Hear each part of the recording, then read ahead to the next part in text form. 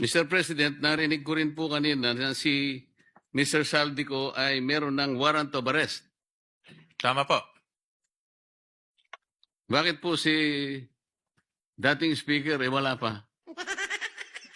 Wala pa hong kaso sa Sandigan Bayan, Mr. President. So, yung Akala kay ko Saldi po- ko, ang pagkaalam ko ho, ito yung mga unang kasong ifinal ho sa kanya.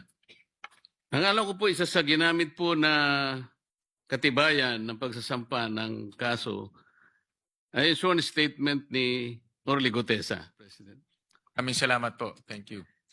Hindi po ba ninyo ginamit yung kamakailan lang ay pagpapahayag ni Representative Saldico na ipinadaan niya sa kanyang mga video recordings?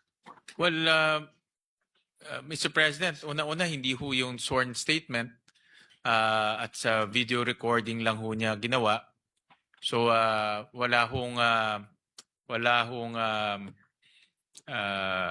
saysay ho yung kanyang sworn statement.